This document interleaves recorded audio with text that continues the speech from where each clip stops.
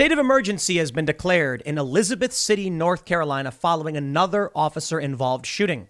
We are currently awaiting the release of body camera footage, which has been delayed, but there are fears. Once the footage comes out, Black Lives Matter will engage in more riots. Now, many people on the right are hoping that body camera footage will exonerate the officers or at least give us a clear picture of what happened so that we can have actual accountability. But really, it doesn't matter. Even in a clear-cut case like the shooting of Ma'Khia Bryant, where the young woman was wielding a knife and about to stab another woman, the left was still outraged. They still engaged in rioting. They still said the officers were wrong, and they took the extreme approach that teenagers should be allowed to have night fights. I'm not exaggerating. It's that insane. We are seeing serious destabilization. And every time these local leaders capitulate to the extremists, they just demand more. We've already heard the quotes from the activists saying, "We will never be satisfied." And the results? Police resigning en masse over the past several months, shortages in police departments of new officers, people not wanting to be cops, and thus crime is skyrocketing, shootings are skyrocketing, and death is skyrocketing as it pertains to violent crime. It's likely only going to get worse, but the ramifications from all of that, in my opinion, are even scarier. I've long talked about the potential for civil war. People seem to think that civil war will be like the 1800s and you'll have two factions marching at each other, but that's not what it means. It could be more like Syria, with the government versus 30 plus different factions fighting for control of various areas. And because we are a large nation, that seems much more likely. Because there are many different factions of far left and right wing groups, it seems that is more likely. Now, often the left likes to mock me and say, haha, Tim's talking about civil war again. Even after they scream insurrection over January 6th, I point to that and say, hey, I wasn't wrong, was I? But it's not my opinion. Well, I certainly agree with the experts. For the most part, my opinion comes from mainstream news outlets. Right now, we are seeing over in France, 20 generals have written an open letter to Macron saying that due to leftist dogma, France is on the verge of civil war. Now, we're not France. We're very different. France is not as big as the United States, but it is fairly dense. But it does show that this left dogma, whatever the dogma is splitting up this country. It does show that in a country as large as we are, there is nothing that can be done to mitigate the anger and unrest and the constant riots. With 330 million people, you have to recognize that there will be bad cops, there will be inexperienced cops, and there will be scared cops. And that means often innocent people will lose their lives. But abolishing the police department and burning down buildings won't change the fact that there will always be a margin of error and failure. Instead, we get endless anger from the far left suggesting that we must live in a perfect system that we can't live in. And this may result in the tearing apart of this country. Now, some people have suggested a peaceful divorce is the only solution. I'm not entirely convinced you can get one because of the fringe ideologies and the fracturing ideologies of this country. Nobody wants to give up access to wealth and power. They want to wield it. But what happens when all the police are gone? When police eventually resign or the departments are abolished, then we're going to see more people, whether legally or illegally, taking up arms to defend themselves and their communities. And if there are no police to enforce gun laws, then you'll just see more and more armed people saying no. Right now, there's an autonomous zone operating in Minneapolis. Even though Derek Chauvin was convicted, they say we will not leave until the other officers have their trial. And in the meantime, there will still be more police-involved shootings. Nothing will ever change that. Sure, you can abolish the police. Then you'll just get more murder like we're already seeing.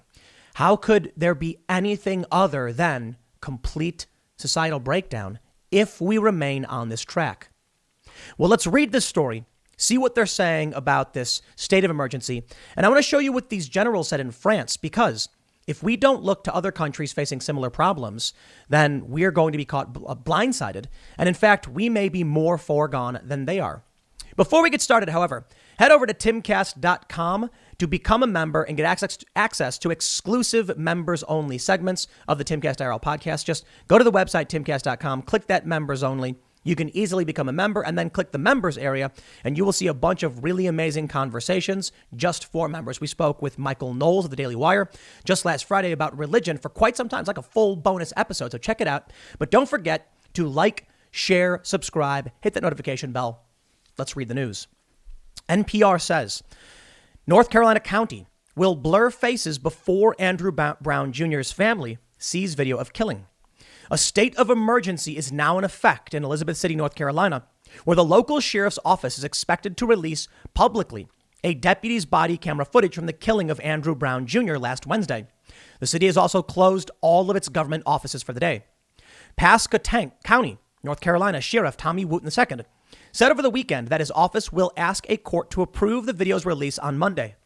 That step is required by North Carolina law agencies, as North Carolina law agencies generally do not have the authority to make such recordings public.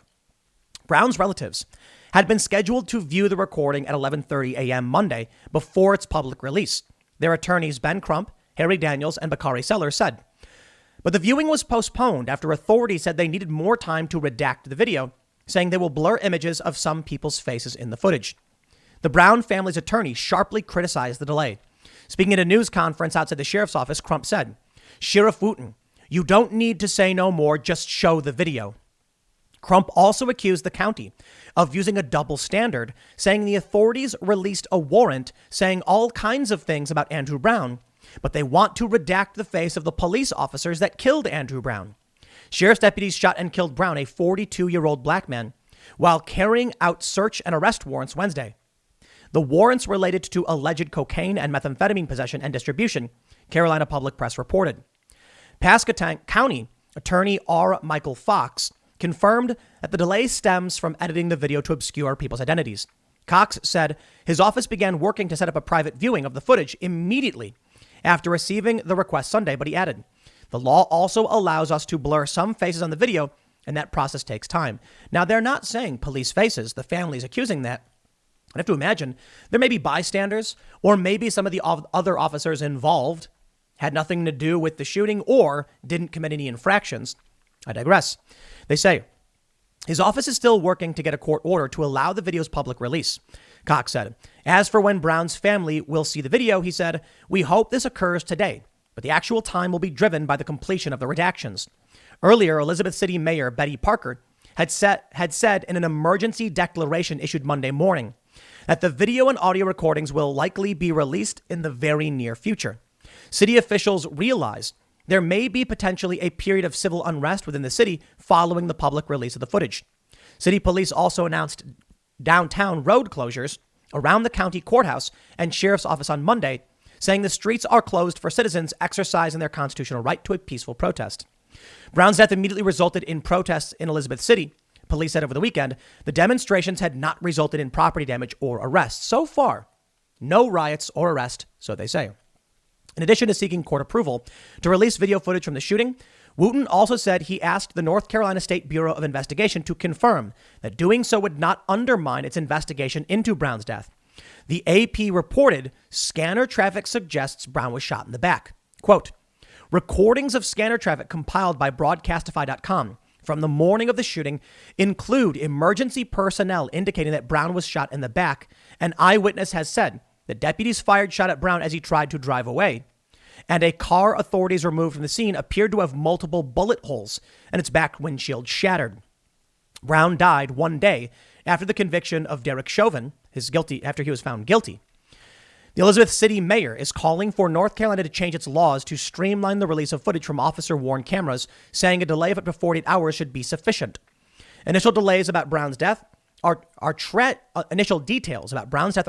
and extremely concerning, North Carolina Governor Roy Cooper said on Friday. He added, "The body camera footage should be made public as quickly as possible, and the SBI should investigate thoroughly to ensure accountability." 7 sheriff's deputies have since been placed on administrative leave. 3 others resigned, though the sheriff's office said the resignations were not related to the shooting. 3 deputies resigned, not related to the shooting. I'm not surprised. Police are getting the message. This is the age of social media. It doesn't matter what's true and correct or even reasonable. What matters is the court of public opinion is more powerful than our legal institutions. And that means if you're a cop Someone could make an accusation, and that's all it takes. As I stated in the opening, 330 million people in this country, give or take. 220 or so million are adults, I believe. And that means that there will be interactions with police that result in death. There's no way that that number could ever go to zero unless we invent some kind of, well, unless we improve our medical technology to the point where we would consider it magical. But we could get to the point where medical tech could revive people and then we don't have to deal with this stuff. Or maybe the police get some kind of, subdual system that's non-lethal and 100% effective. But for the time being, fights happen, scuffles happen, shootings happen. That doesn't mean we shouldn't have accountability. We should have accountability. Police should be held accountable. Absolutely. But they're going to riot. We all do. Why? They've been rioting for a year regardless of what happened. Ma'Khia Bryant had a knife ready to stab someone, and they still riot. So what could possibly happen in this video that you think the release of the body camera footage would result in no rioting? The stupidest thing politicians could be doing is fanning the flames by engaging with extremists. They will not stop. They will not be satisfied. But in the end, let me show you the ramifications. Over in Hagerstown, Maryland, it's a small place, not a big city, but you got a lot of people who live there. Police chief details plan to combat officer shortage during this week's city council meeting. I highlight this for a few reasons. For one, it's pretty close to where I am. But more importantly, have you heard of Hagerstown? I'm sure many of you have, but it's not New York. It's not DC. It's not a big city. It's not Chicago. It's Hagerstown. Not the smallest city in the country, but not particularly large by any stretch of the imagination. And we are seeing a police shortage. What about the bigger cities? We see this in big cities. Now we see this in small cities. The officer shortage is getting bad. And we're going to see real ramifications from this. Now, going back to November 13th, 2020, the Philadelphia Inquirer wrote, "Across America, cops are quitting.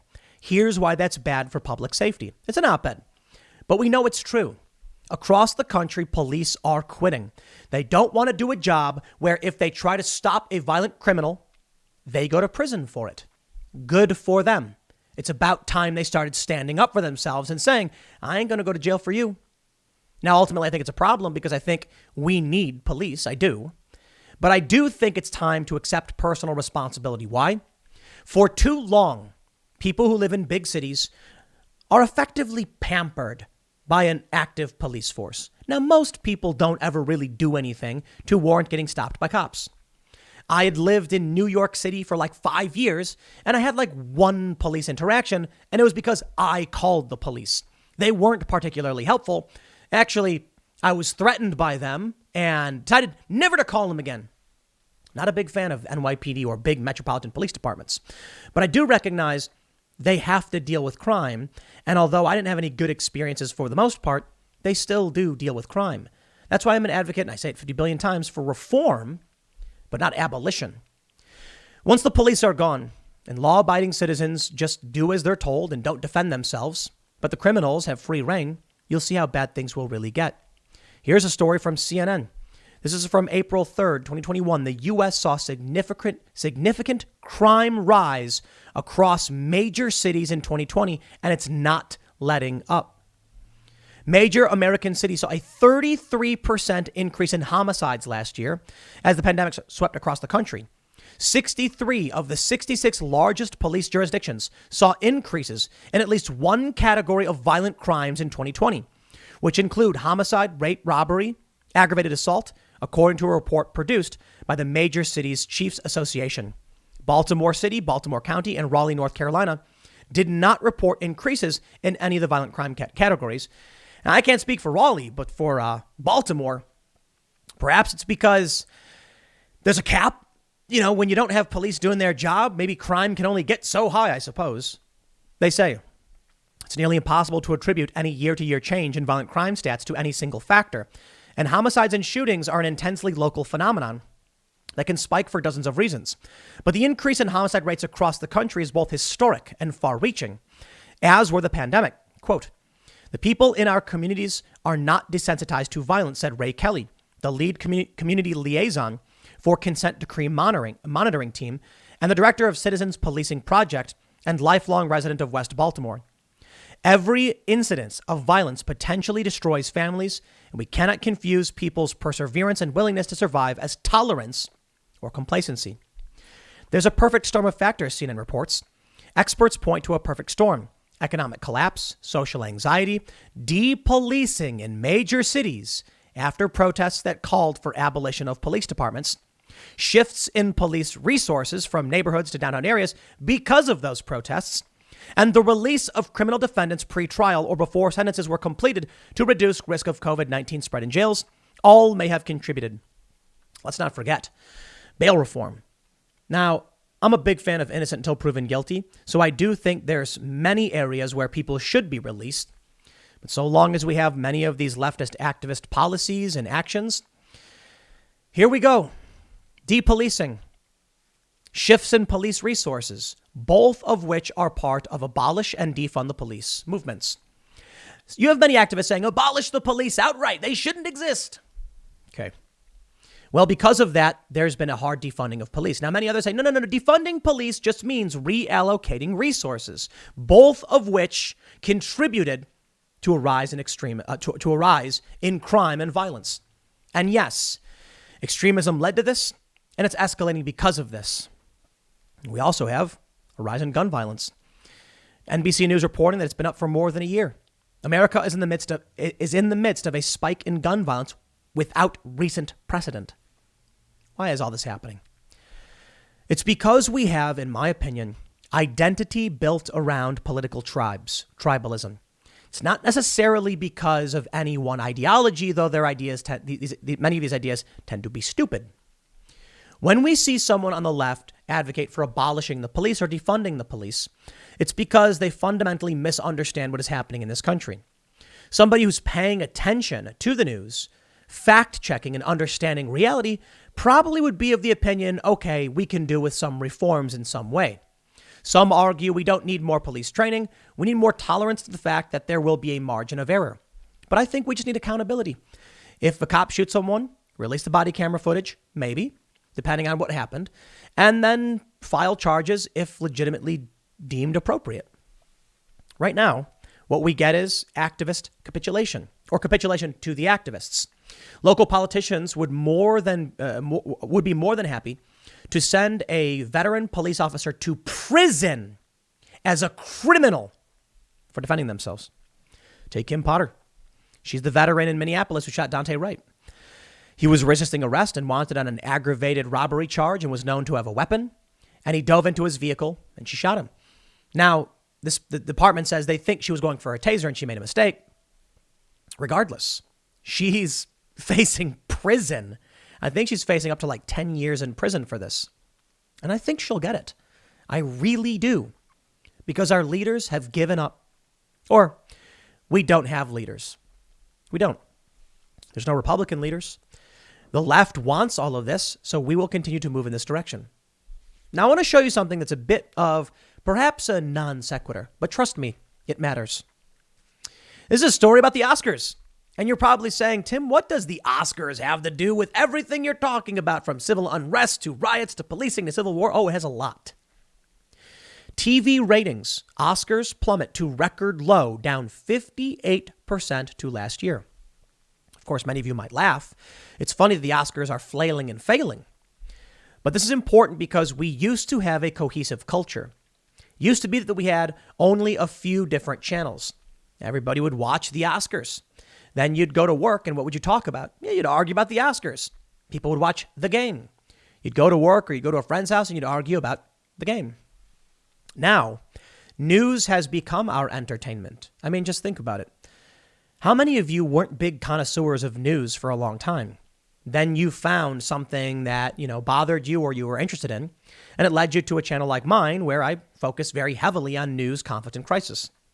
Perhaps you used to be somebody who just watched football or basketball or the Oscars. Then the Oscars got woke.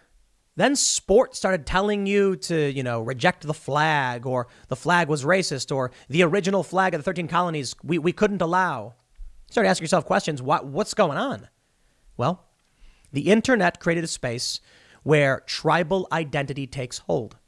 These leftists who are rioting in the name of police abolition don't actually know or care. Hence, Ma'Khia Bryant, a woman, a teenager, with a knife, literally seconds from thrusting that knife into somebody, getting shot and killed by police. And the media frames it as police shoot and kill teenage girl instead of police save life of woman from stabbing. Because social media has created tribal identity where they hate cops for the sake of hating cops, for the sake of being a part of the tribe. And now you can see what the results are going to be. They will only always be in favor of getting rid of cops or blaming cops. The media will almost always frame things that the cops are bad. And we take a look at the Oscars losing 58% of their ratings. Why? Well, the Oscars have sided with the establishment and woke politics, probably because they feel like it's safer. It's where brands are. They want to make money from brands, but it might not last forever. The other faction is the people watching channels like mine, and it's not really left or right. That doesn't really make a whole lot of sense. It's either establishment or anti-establishment, but I don't know if there's a real parent factor or parent faction for whatever this conflict really is. It's those who pay attention and those who don't. It's people who identify with a certain tribe and those who don't. And now you can see what's going to happen. Without a shared reality and without focus on the same thing, people now show up to work, and many of the Trump supporters won't mention that they're Trump supporters or that they actually know what's happening in the world. And then when the leftists come out because they're free to do so and start saying things that are nonsensical, no one challenges them. So it's partly your fault to all the Trump supporters who don't speak up and say they supported Trump or they oppose Joe Biden and woke culture. If you don't speak up, you've created a space where extremists can dominate. But regardless of that, it's due to the internet, it's due to investment, it's due to rage bait, the manipulation of emotions, and it affects the Oscars the same as anything else. The Oscars losing their ratings shows that America is not unified in what we care about. Our culture is not unified, which brings me to what's happening in France. From thetimes.co.uk, Macron dismisses former general's warning of civil war in France. I know the United States is not France, but this matters. They report 20 retired generals have caused a storm in France with an incendiary call for President Macron to halt the disintegration of the country at the hands of Islamists and avert civil war. Today, Macron's government condemned the appeal led by Jean-Pierre Fabre Bernadette, a retired gendarmerie general, as an echo of the attempted coup by generals against President de Gaulle 60 years ago this month.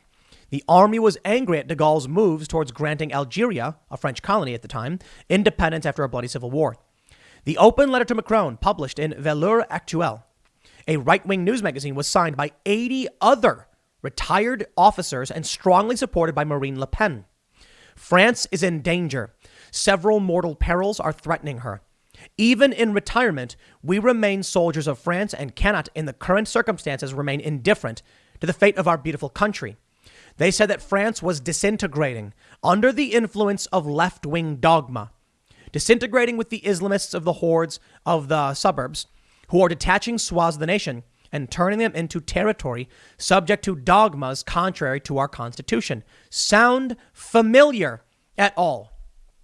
Now, maybe France is just ahead of us, and this is due to a breakdown in culture and law enforcement. France can't get a hold of autonomous zones. Now, you can talk about, no-go zones or whatever you talk about. I'm not interested in talking about that conversation because, honestly, I don't know a whole lot about France. I can only say this. These generals may very well be wrong. I don't know what's happening in France, and I don't know that they've backed up a lot of their statements with facts other than their opinions. Okay. I'm sure the left will describe these people as alt-right, far-right, or whatever. The fact is, 20 retired generals and 80 retired officers or former officers are saying similar things. That's a lot of people. In the United States, what are we seeing? An autonomous zone in Minneapolis, refusing to back down. Autonomous zones in many major cities. Still to this day, they exist. And what's being done about it? Nothing. Why? Because the police can't do anything about it. Police departments are breaking down. The rule of law is breaking down. And we are seeing the rise of what the New York Times called political secularism. Political sectarianism. So you've got the anti-woke left the woke establishment left, neolibs, you've got conservatives, you've got moderates, you've got disaffected liberal types, you've got far right, and wherever they overlap and think that they should align with each other, they do. And it results in clashes. But more importantly, we may see in this country something akin to what happened in Syria. Civil war will not be the far right and the far left marching at each other's throats. It will not be a new far right government of Jesus land versus the United States of Canada. That won't happen. What could happen is, I don't know, you'll see a faction of Antifa declare an autonomous zone, and then the police can't do anything to stop them. They'll expand their territory, and then eventually you'll get a group of conservatives or a right-wing group, and then they'll fight. The government will intervene, and then everyone will start fighting with the cops for various territories, kind of like what we saw in Syria. Unless we do something. But what can we do? I honestly don't know. I genuinely have no idea. It feels like with everything happening the way it is, it's too late. I don't know when the train was detached from the engine and now it's just running away and we can't stop it. But we're at a point where too many millennials and older have built a tribalist worldview they will never let go of. And the same is true for many on the right. The problem is on the left, you have Hollywood, you have the Oscars, you have mainstream media, all adhering to a fractured, broken worldview that makes no sense. Why does it make sense that CNN constantly screams about Fox News? It doesn't. Fox News is not that big. They do it anyway. They do it anyway. Why is it that the FBI and these news outlets say there's no evidence that Antifa in any way was involved with January 6th? Well, perhaps just an exaggeration. There was one guy. The fair assessment is there was one guy, and I think his partner who had been involved, this guy had been involved in Antifa protests, and he dressed up like a Trump supporter and stormed the Capitol. It happened. The media will say, no, never happened. They'll falsely frame Trump. They'll prop up Joe Biden. They will do everything in their power to silence you, and then you have big tech and censorship. This conflict keeps getting worse, and you have an establishment attempt at creating a monoculture, but that's just not going to solve anything. Why? Well, the woke cult dogma of the existing monoculture, the mainstream media and the establishment Democrats, is too divisive. They are trying to push wokeness, but wokeness tells everyone to hate each other. So what can we really hope for? I don't know. Classic American classical liberalism, that civil rights, we all are equal under the law, under the 14th Amendment. No, we don't get that. That's not what's happening. Now, this is interesting because in France, the New York Times reported, this is back, I think, in February 9th. Will American ideas tear France apart? Some of its leaders think so. Politicians and prominent intellectuals say social theories from the U.S. on race, gender, and post-colonialism are a threat to French identity and the French Republic. And now former generals are saying civil war is a-coming. They updated the article, I guess, on April 7th. But these American ideas are absolutely tearing us apart. I don't know if there's a solution to it. It's just like dominoes falling over. But that's why I bring up France. To see them say they fear civil war only a few months after they said it was ideas coming from the U.S. that are a threat to them. I think it's very likely that we are all, from Europe to the U.S., on the verge of collapse, breaking apart, and then this American empire or whatever will fall. There's one possibility, however. I said I don't know what to do about it, and that's true, but we're seeing this as well. From thetimes.co.uk as well, Marine Le Pen could win French presidency as voters turn on Emmanuel Macron. There was a poll that came out recently, I think, showing Marine Le Pen was winning in polls by leaps and bounds. Now, maybe I don't know how France's elections work. It's possible she doesn't win. But Marine Le Pen has been called far right, fringe right, alt right, whatever. She represents a further right faction of individuals in Europe. I won't call them far right because I'm pretty sure Marine Le Pen still is for like universal health care and things like that, which is economically left. Call it whatever you want. But this could mean that in the United States, with the decay of our police departments, our social institutions, you get people begging for Donald Trump or maybe Ron DeSantis. And then come 2024, we see a major victory for a Republican. I'm not entirely convinced that'll happen. Why? Well, I thought in 2018 we'd see Republicans win. We didn't. I thought in 2020 we'd see Republicans win, and We didn't. The Republicans gained some ground, but not the majorities. So I'm not convinced the people would actually rise up and bring in a Marine Le Pen. Maybe France will. If France does, when they have their election, okay. But maybe what happens is that people in this country get so scared and so fed up that at a certain point, maybe they do say, just bring on the military, bring on the authoritarianism, give me a Donald Trump, I don't care anymore. I don't know if I should keep placing my chips on that, betting on that square or that color or whatever, red or black. And I keep saying, hey, you put it all on red, and then red never comes up. It could be that it's just not true. People don't care. They watch the world burn and they say, I'll take care of myself. But maybe I just called it too early. Maybe the next couple of years, people say, lock it all down and arrest them all. Maybe that's why we're seeing, I think, 35 states passing anti-riot bills. In Florida, it's a felony to block a street. Maybe they want to put people in prison because they're sick of this, and we will get our authoritarian strongman because the left is weakening this country and destroying it. Or maybe they don't. And then we just fall apart and we get sectarian violence like we saw in Syria. The U.S. is mighty big. We already heard from back in 2020, I think it was Boston Globe reported this, New York Times as well. John Podesta and the Democrats were even advocating that the West Coast secede from the Union should Trump win. Why do you think things would have simmered down? By the time you watch this, maybe the body camera footage from North Carolina has been released. By the time you watch this, maybe the riots have already erupted, or maybe none of it has happened. So I can't tell you because I can't see the future.